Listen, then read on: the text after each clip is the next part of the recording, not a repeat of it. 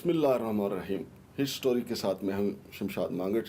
नाजरीन, 14 अगस्त 2016 को वफाकी दारुल हुकूमत में एक भयानक कत्ल हुआ था। एक खूबसूरत नौजवान बैरिस्टर फहद मलिक को कत्ल कर दिया गया था। ये एक मामूली तलख कलामी का सिलसिला था जो राजा अरशद, जो कि मशहूर यहाँ के कारोबारी शख्सियत हैं इस्लामाबाद के, और उनके दरमियान।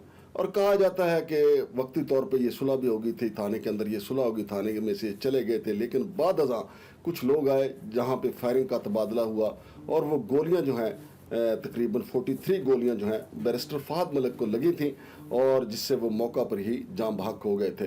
तो अगरचे ये बड़ा भयानक कत्ल था और बड़ा अफसोस भी इस पर किया गया। इस्लामाबाद के कारोबारी हलकों ने भी और दूसरे वकला ने भी उस पर बड़ा अफसोस का इजहार किया था, चूँकि ये नागहानी मौत थी एक नौजवान की, जिस पे तमाम मुकातबे फ़िक्र के लोगों ने अफसोस का इजहार किया था। लेकिन नाजरीन, इस केस को अब तकरीबन 6 साल हो चले हैं और पुलिस की जो तफ्तीश है वो अपने हतमी नतायज की तरफ नहीं गई 6 साल होने के बावजूद। लेकिन इस केस का एक और पहलू भी है। बैरिस्टर फहद मलिक जो है, उनका पस मंज़र क्या है ये भी आपको बताना ज़रूरी है कि वो मलिक सोहराब जो कि वफाकी दारुल हुकूमत के मशहूर शहरी थे, लेकिन ज़्यादातर उनका कारोबार जो था वो शराब फरोशी से मुतल्लिक था। उनके आगे रिश्तेदार भी अब भी यही काम करते हैं, और वफाकी दारुल हुकूमत का कोई थाना ऐसा नहीं है जहाँ पे मलिक सोहराब या उसके करिंदों के खिलाफ FIR ना हुई हो। और मलिक फहद जो हैं, जो बैरिस्टर जो थे, वो बैरून मुल्क मुकीम थे, और बदकिस्मती से उस वक्त वो पाकिस्तान आए हुए थे। और जब ये लड़ाई झगड़ा हुआ तो वो सुलह करवाने के लिए गए थे, लेकिन वो किसी की गोलियों का निशाना बन गए। चाहिए तो ये था कि हमारी पुलिस जो है वो जल्द अज जल्द इसको पाया तकमील तक पहुंचाती, लेकिन मामला ये है कि कहा जाता है कि राजा अरशद बहुत असर और रसूख वाले हैं, लेकिन दूसरी तरफ अगर देखा जाए तो बैरिस्टर फहद मलिक के जो अज़ीज़ो कारब हैं वो भी बहुत असर और रसूख वाले हैं। चूँकि मुझे अच्छी तरह याद है कि एक दफ़ा राजा अरशद की ज़मानत मंजूर हो गई थी, लेकिन उसी रोज़ दोबारा जो है वो ज़मानत कैंसिल भी हाई कोर्ट से हो गई थी। लेकिन गुज़िश्ता रोज़ जो है बैरिस्टर फहद मलिक के लवाहिकीन की तरफ से एक इश्तिहार अखबारात को जारी किया गया है, जिसमें यह कहा गया है कि एक मॉनिटरिंग जज जो है वो मुकर्रर किया जाए, और एडिशनल सेशन जज इस्लामाबाद ज़फ़र इकबाल जो इस केस की समाअत कर रहे हैं उनसे इस केस को ट्रांसफ़र कर दिया जाए। लेकिन अहम तरीन सवाल ये है कि क्या कत्ल तो और भी बहुत होते हैं, क्या हर कत्ल के लिए इसी तरह अखबारों में इश्तिहार छपेंगे?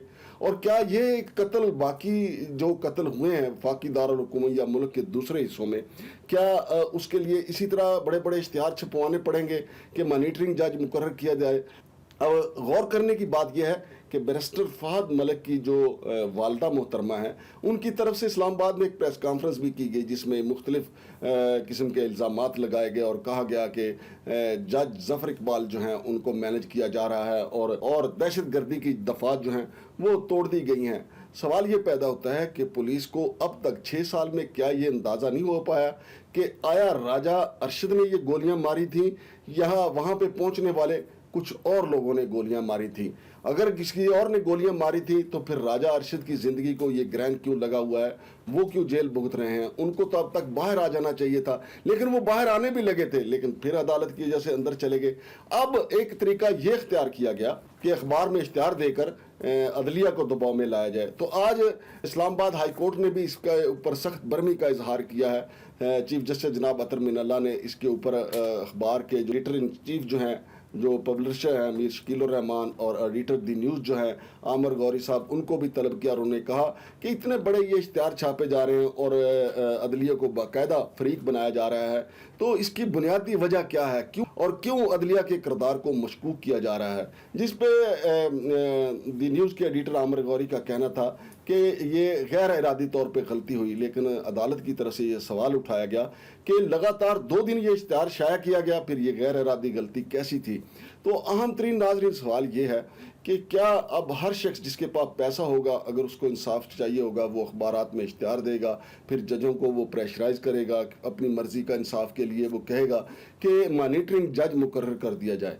मैं ये कहता हूँ कि जो हमारी पुलिस सिस्टम है, जिसने तफ्तीश की है, जिसने ये चलान पेश किया है, उन्हें अब तक ये तयन कर देना चाहिए था कि ये गोलियां किसने बरसाई थी, क्योंकि ऐनी शाहिदीन का कहना है कि ये गोलियां मरहूम ताजी खोखर के जो बंदे थे उनकी तरफ से बरसाई गई थी। اور موقع کے جو گواہان ہیں انہوں نے پولیس کے سامنے یہ بیان بھی دیا ہے. اور ناظرین اس کا ایک پس منظر یہ بھی ہے کہ محترمہ جنہوں نے پریس کانفرنس کی اور جنہوں نے عدالت پہ الزام لگایا، جنہوں نے عدالت کے خلاف اخبار میں اشتہار دیا، ان کا اپنا ایک فارم ہاؤس ہے. ان کے 2 بیٹے ہیں، ایک کا نام جواد عرف جوجی ہے، دوسرے کا نام بیرسٹر فہد ملک، جو کہ اس ناگہانی واقعے میں جو جاں بحق ہو گئے تھے، فائرنگ کی زد میں آ کے جاں بحق ہو گئے تھے.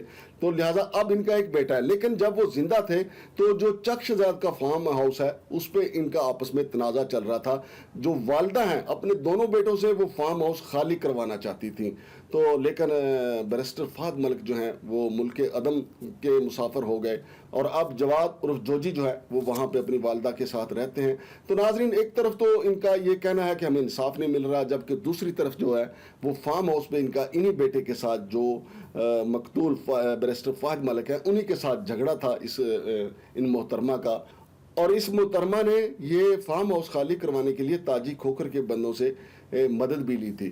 تو سب سے اہم سوال یہ ہے کہ دیکھنا یہ ہے کہ کون ان میں زیادہ بااثر ہے. میں سمجھتا ہوں کہ اب بھی یہ خاتون بہت بااثر ہے، اور وفاقی دارالحکومت میں ان کی اربوں روپے کی پراپرٹی ہے، اور وہ ٹوٹل پراپرٹی جو ہے وہ ساری کی ساری شراب کے کاروبار سے منسلک ہے.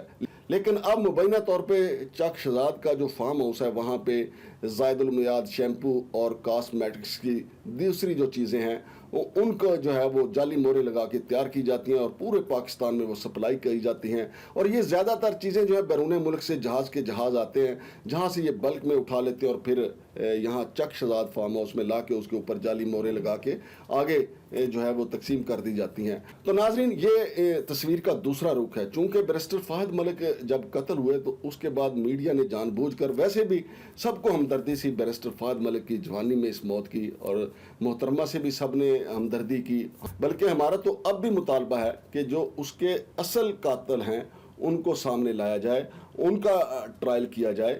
بے شک یا تو پولیس اس بارے میں کہے کہ جی یہ ثابت ہو گیا کہ راجہ ارشد نے فائرنگ کی تھی، اور پولیس کے پاس جب بھی ایسا کوئی ریکارڈ آتا ہے، پولیس کے پاس جب بھی ایسے کوئی گواہان آتے ہیں تو اخبارات کے ذریعے، یہ اخبارات میں اشتہارات دے کر یا وکلا کے ذریعے عدالتوں میں درخواستیں دے کر ایک ایسا پریشر بلڈ اپ کر دیا جاتا ہے کہ پولیس سچ تک پہنچ ہی نہیں پاتی. پولیس کو سچ تک پہنچنے کا موقع دیا جائے گا تو ایسا ہو نہیں سکتا کہ بیرسٹر فہد ملک کو گولیاں مارنے والے جو ہیں وہ بے نقاب نہ ہو جائیں. اور بیرسٹر فہد ملک کو گولیاں مارنے والے بے نقاب ہونے چاہیے، وہ سامنے آنے چاہیے اور پھانسی کے پھندے تک بھی پہنچنے چاہیے. لیکن میں سمجھتا ہوں کہ اس میں زیادہ رکاوٹ جو ہے وہ یہ محترمہ خود ہیں، چونکہ یہ چاہتی ہیں کہ پھانسی کا پھندا جو ہے وہ کسی نہ کسی طریقے سے کھینچ کھانچ کے وہ راجہ ارشد کے گلے میں ہی ڈالا جائے.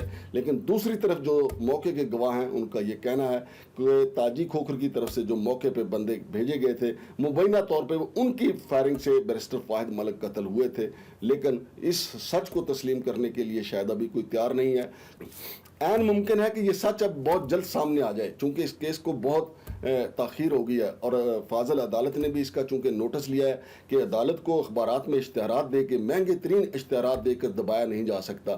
اب دیکھتے ہیں کہ عدالت اس پہ کیا مزید حکم جاری کرتی ہے. چونکہ پیر کو دی نیوز کے ایڈیٹر ان چیف جناب میر شکیل الرحمان اور ان کے جو ایڈیٹر ہیں عامر غوری صاحب، ان کو پیش ہونے کے لیے کہا گیا ہے. اب وہ عدالت میں بتائیں گے کہ یہ اشتہار کس طریقے سے مینج ہوا، کس طریقے سے شائع کیا گیا.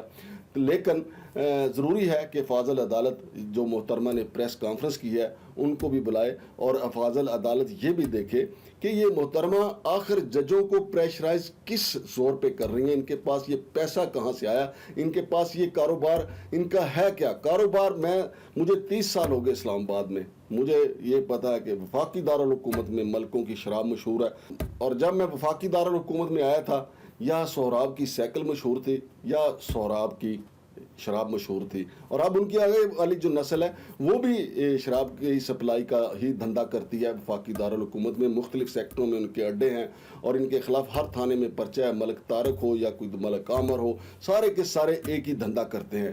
تو لیکن اس خاتون کا اس دیدہ دلیری کے ساتھ عدالتوں پہ حملہ آور ہونا بڑا معنی خیز ہے.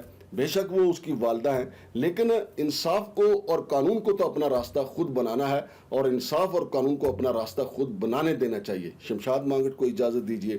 اللہ حافظ.